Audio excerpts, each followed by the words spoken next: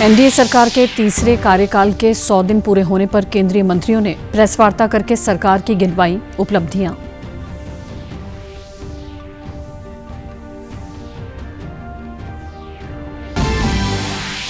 गृह मंत्री अमित शाह ने कल लोहारू में एक जनसभा को किया संबोधित।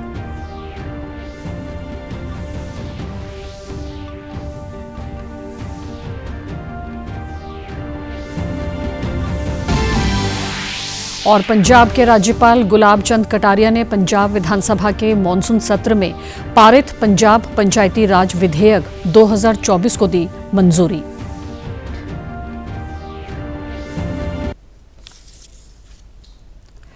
नमस्कार, चंडीगढ़ से आपका स्वागत है। मैं हूं भानुप्रिया। अब समाचार विस्तार से।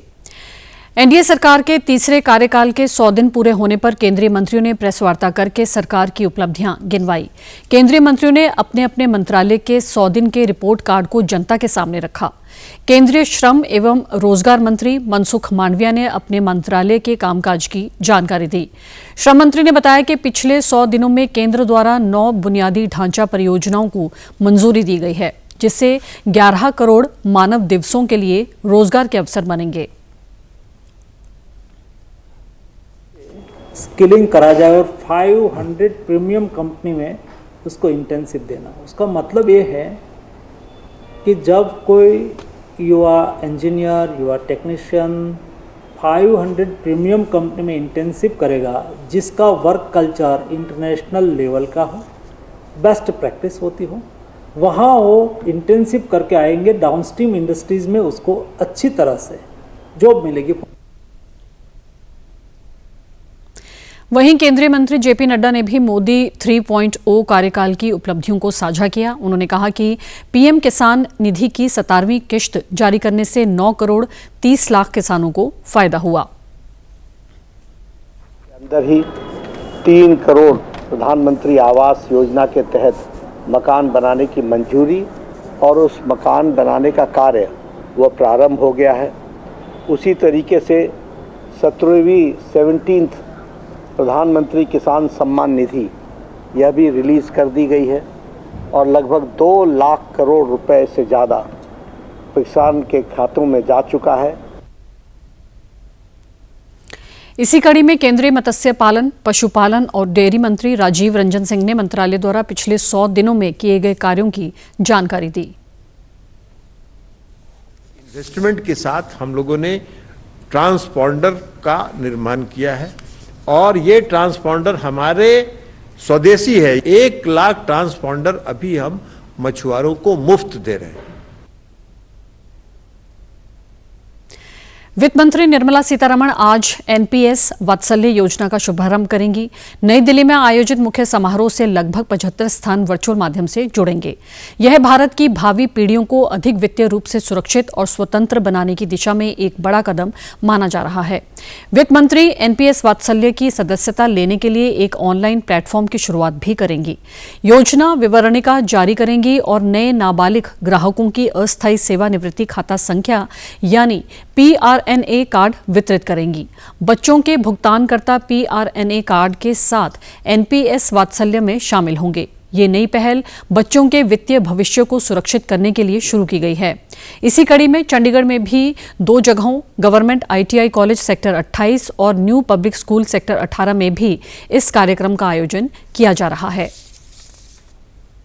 गृह मंत्री अमित शाह ने कल लोहारू में एक जनसभा को संबोधित कर हरियाणा में अपने प्रचार अभियान का शंखनाद किया। गृह मंत्री ने कहा कि देश और प्रदेश में चुनकर आई भाजपा सरकार ने जनता की उम्मीदों को पूरा किया है। उन्होंने कांग्रेस पर अग्निवीर योजना पर राजनीति करने का आरोप लगाया। उन्होंने भरोसा दिलाया कि यदि भाजपा सत्ता में आती है तो प्रदेश के अग्निवीरों को वापस आने पर बिना नौकरी के नहीं रहने दिया जाएगा। अग्निवीरों के लिए सुरक्षा बलों में भी आरक्षण का प्रावधान किया गया है।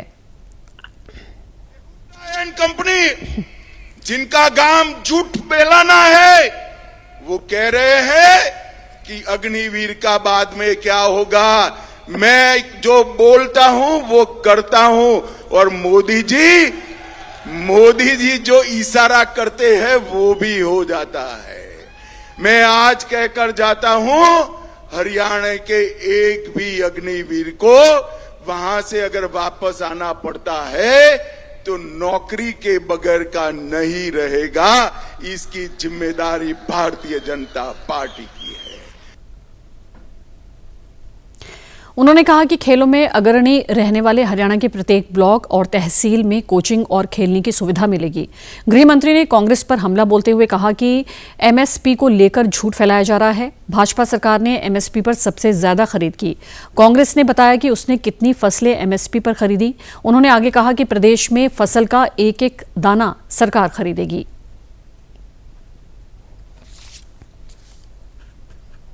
बताइए जरा कितने क्रॉप लेते थे? भाइयों बहनों, एमएसपी पर ज्यादा से ज्यादा हुडा साहब ने 4 ही क्रॉप को लिया था। आज हमारा नायब सिंह 24 क्रॉप को लेकर किसानों का परचेज करता है। और एमएसपी पर सबसे ज्यादा खरीदी अगर कहीं हुई है तो 10 साल के भारतीय जनता पार्टी के शासन में हुई। उन्होंने कांग्रेस की आंतरिक कलह पर कहा कि जिस पार्टी में आंतरिक खींचतान हो वे क्या चुनाव जीतेंगे। भाजपा ने प्रदेश में बिना खर्ची बिना पर्ची के नौकरी दी है। आरक्षण के मुद्दे पर उन्होंने स्पष्ट किया कि जब तक भाजपा है आरक्षण खत्म नहीं होगा। हरियाणा में 5 अक्टूबर को विधानसभा चुनाव के लिए होने वाले मतदान को स्वतंत्र, निष्पक्ष तथा शांतिपूर्ण तरीके से संपन्न करवाने को लेकर हरियाणा पुलिस के 29,000 से अधिक पुलिसकर्मियों तथा पैरामिलिट्री की 225 कंपनियों की तैनाती की जाएगी। पैरामिलिट्री की 70 कंपनियों को प्रदेश के अलग अलग क्षेत्रों में पहले ही तैनात किया जा चुका है। प्रदेश में आदर्श आचार संहिता की पालना सुनिश्चित करने के साथ साथ चप्पे चप्पे पर पुलिस द्वारा कड़ी नजर रखी जा रही है। इस बारे में जानकारी देते हुए पुलिस महानिदेशक शत्रुजीत कपूर ने बताया कि विधानसभा चुनाव प्रक्रिया के दौरान प्रदेश में कानून व्यवस्था सुचारू रखने के लिए इससे जुड़े प्रत्येक पहलू का बारीकी से अध्ययन किया गया है। 5 अक्टूबर को प्रदेश में मतदान के लिए 10,495 मतदान स्थलों पर कुल 20,629 मतदान केंद्र स्थापित किए गए हैं, जिन पर पर्याप्त संख्या में पुलिस बल तैनात रहेगा। उन्होंने बताया कि चुनाव को लेकर 155 अंतर्राज्यीय तथा 143 प्रदेश के भीतर नाके लगाए गए हैं, जहां पर पुलिस की टीमों द्वारा कड़ी निगरानी रखी जाएगी। इसके साथ ही प्रदेश में 480 flying squad team, 419 static surveillance team तथा 32 क्विक रिस्पांस टीम बनाई गई है। प्रदेश में कानून व्यवस्था सुचारू रखने तथा आदर्श आचार संहिता की पालना सुनिश्चित करने को लेकर 1128 पेट्रोलिंग पार्टी भी लगाई गई है, जो दिन रात गश्त कर रही है। प्रदेश में कुल 1,32,225 आर्म्ड लाइसेंस जारी किए गए हैं, जिनमें से 1,05,014 लाइसेंसी हथियारों को चुनावों के चलते पुलिस थानों में जमा करवाया गया है। आदर्श आचार संहिता की उल्लंघना के चलते प्रदेश में अब तक 52 लाइसेंसी हथियारों को जब्त किया जा चुका है, जबकि 1,080 हथियारों के लाइसेंस रद्द किए जा चुके हैं। पंजाब के राज्यपाल गुलाब चंद कटारिया ने पंजाब विधानसभा के मॉनसून सत्र में पारित पंजाब पंचायती राज विधेयक 2024 को मंजूरी दे दी है। नए राज्यपाल द्वारा विधेयक को हरी झंडी दिए जाने के साथ ही पंचायत चुनाव में आरक्षण की पुरानी प्रथा बहाल हो गई है। राज्य सरकार अक्टूबर के मध्यम में पंचायत चुनाव कराने की तैयारी में है। अब संशोधन विधेयक को मंजूरी मिलने से पंचायत चुनाव की प्रक्रिया तेज हो जाएगी। विधेयक में पंचायत चुनाव के दौरान चिन्ह के इस्तेमाल पर रोक लगाने का भी प्रावधान है। पंजाब शहरी योजना और विकास प्राधिकरण पुडा और अन्य क्षेत्रीय विकास प्राधिकरणों ने विभिन्न संपत्तियों की ई नीलामी के माध्यम से 2,945 करोड़ रुपए कमाए हैं। चंडीगढ़ से जारी बयान में पंजाब के मुख्यमंत्री भगवंत मान ने बताया कि ये ई नीलामी 6 सितंबर को शुरू हुई थी और इसमें ग्रुप हाउसिंग, मल्टीप्लेक्स, वाणिज्यिक स्थल, आवासीय प्लॉट, एससीओ, बूथ दुकानें, एससीएफ और अन्य संपत्तियां शामिल थी। ई नीलामी के शानदार परिणामों ने राज्य सरकार की लोकपक्षीय नीतियों पर मुहर लगाई है। ई नीलामी के माध्यम से कमाई गई हर पाई विकास परियोजनाओं पर खर्च की जाएगी ताकि लोगों को उच्च स्तरीय सुविधाएं मिल सकें। उन्होंने कहा कि प्रत्येक अधिकारी और कर्मचारी ने अपनी जिम्मेदारी पेशेवर तरीके से निभाई है ताकि इस पूरी प्रक्रिया को पारदर्शी ढंग से संपन्न करना सुनिश्चित हो सके। मौजूदा केंद्र सरकार के कार्यकाल के कल 100 दिन पूरे हुए। इस अवसर पर पंजाब भाजपा के महासचिव जगमोहन सिंह राजू ने कहा कि प्रधानमंत्री नरेंद्र मोदी ने विकसित भारत की नींव मजबूत करने का कार्य किया है। चंडीगढ़ में कल पत्रकार वार्ता कर उन्होंने सरकार के किए कार्यों का जिक्र करते हुए कहा कि पंजाब में हाई स्पीड कॉरिडोर बनाए जा रहे हैं। सरकार ने हर वर्ग के लिए विकास का ख्याल रखा है। एनडीए सरकार किसानों की हितैषी है। प्रधानमंत्री मोदी ने तीसरी बार पद ग्रहण करने के बाद सबसे पहले पीएम किसान निधि की किश्त जारी की। सरकार ने एमएसपी को रिवाइज किया, जिसका सीधा लाभ किसानों को मिलेगा। इसके अलावा खेती पर मौसम के प्रभाव की जानकारी के लिए 2000 करोड़ रुपए की लागत से मिशन मौसम में लॉन्च किया गया है।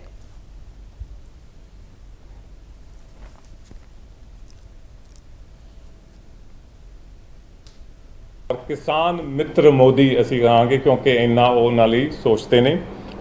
आंदे जिहड़ी पहली फाइल उन्होंने साइन की है, वो जिहड़ी 17वीं इंस्टॉलमेंट किसान निधि स्कीम की 17वीं इंस्टॉलमेंट 20,000 करोड़ की इंस्टॉलमेंट ये रिलीज़ हुई, एमएसपी रिवाइज हुई और इस रिवीजन के कारण 2 लाख करोड़ रुपया जो है वो अपने किसानों को जाएगा with this increase of the MSP.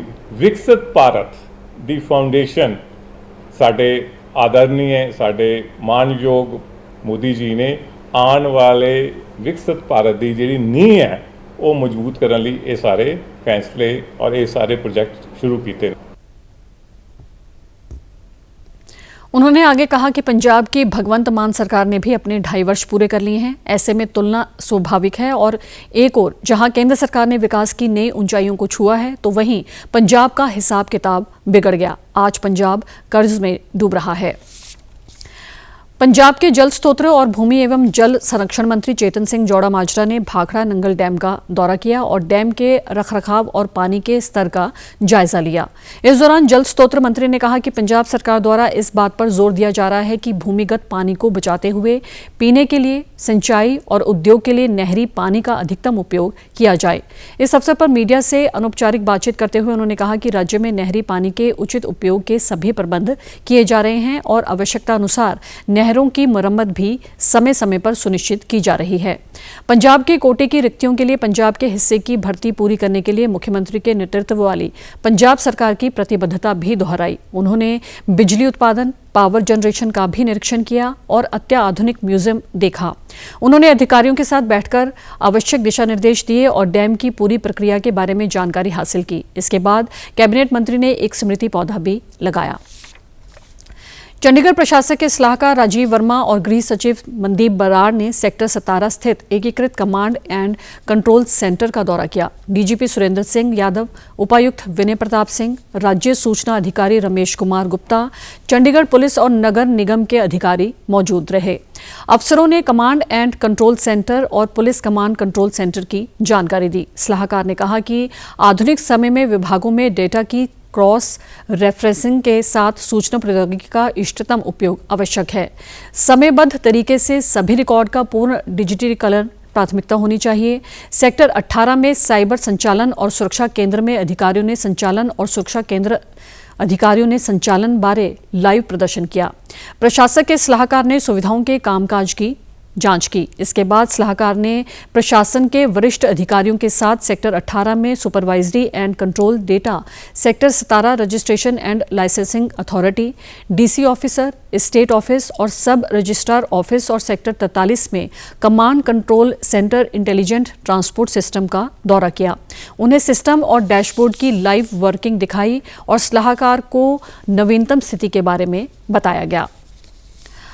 और आप हमारे समाचार YouTube channel DD news Chandigarh, Facebook DD news Chandigarh और social media X DD news CHD पर भी देख सकते हैं। इसी के साथ चंडीगढ़ से समाचारों का सिलसिला समाप्त होता है। नमस्कार।